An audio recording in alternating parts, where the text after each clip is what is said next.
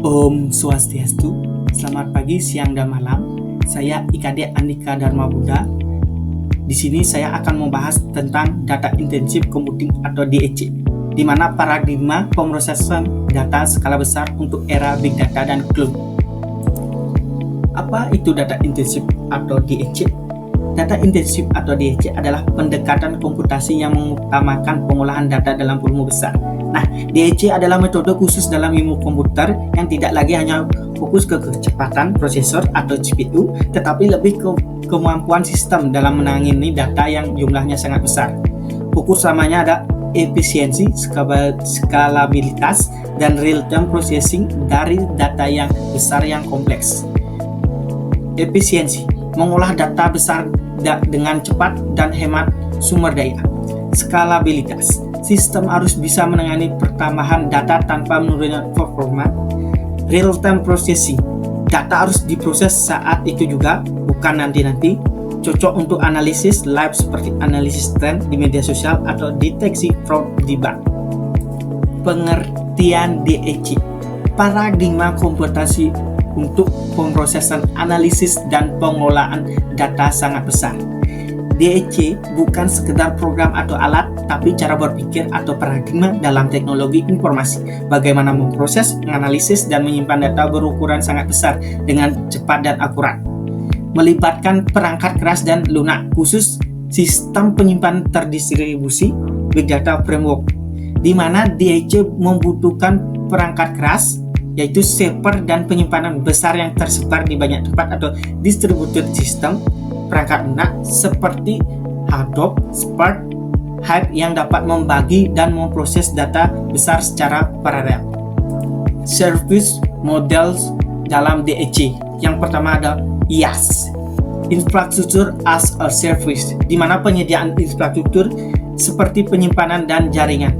Layanan cloud yang menyediakan sumber daya dasar seperti server, hard disk, dan jaringan sehingga kita bisa menyewa infrastruktur tanpa perlu membeli. Contoh AWS EC2, Google Computing Engine. Yang kedua ada PaaS atau Platform as a Service, menyediakan framework untuk pengembangan aplikasi data. Layanan yang menyediakan platform siap pakai untuk membangun, menjalankan, dan mengelola aplikasi. Kita tidak perlu memikirkan sistem operasi atau hardware, contoh Google App Engine. Yang ketiga ada SaaS atau Software as a Service, solusi data siap pakai seperti BigQuery, Ahrefs, Antenna. Software yang bisa langsung digunakan atau lewat internet tanpa perlu diinstal atau dikembangkan sendiri.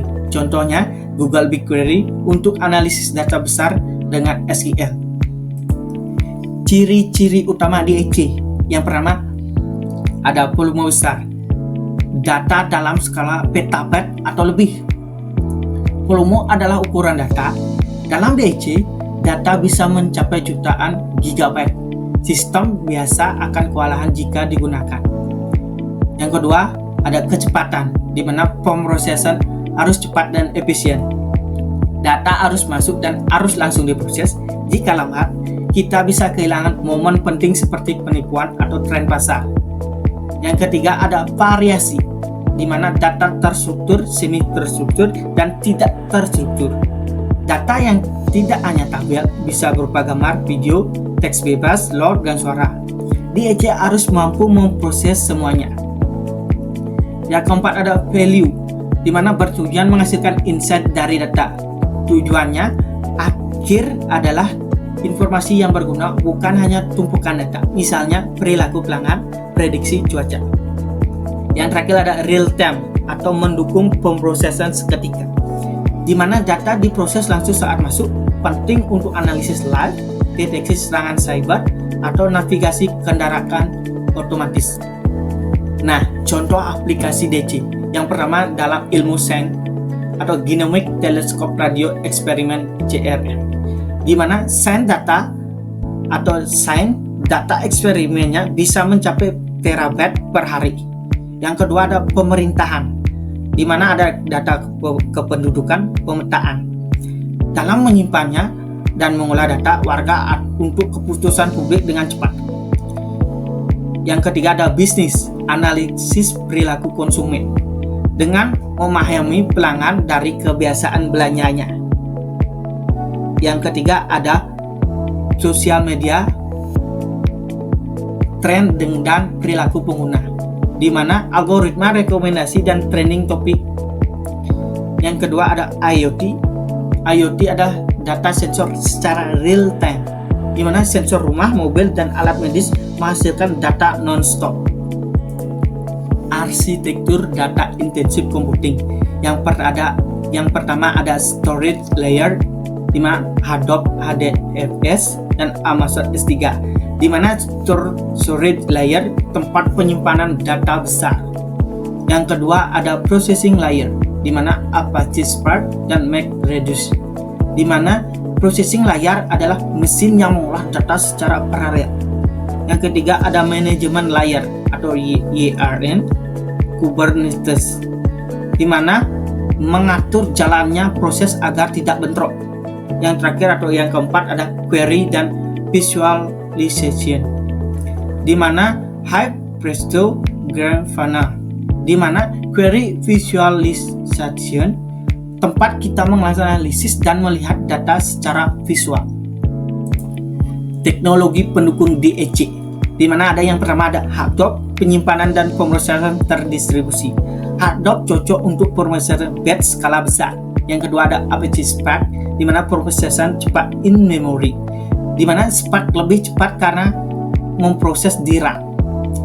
Yang ketiga ada NoSQL, yaitu MongoDB dan Cassandra, di mana NoSQL fleksibel untuk data yang tidak beraturan. Yang keempat ada data lake atau warehouse, di mana Redshift BigQuery. Data lake atau warehouse tempat penyimpanan besar dan analitik. Yang terakhir adalah cloud, AWS, Azure, GCP, di mana cloud memudahkan kita menggunakan teknologi tanpa infrastruktur tersendiri atau sendiri. Tantangan dalam DEC.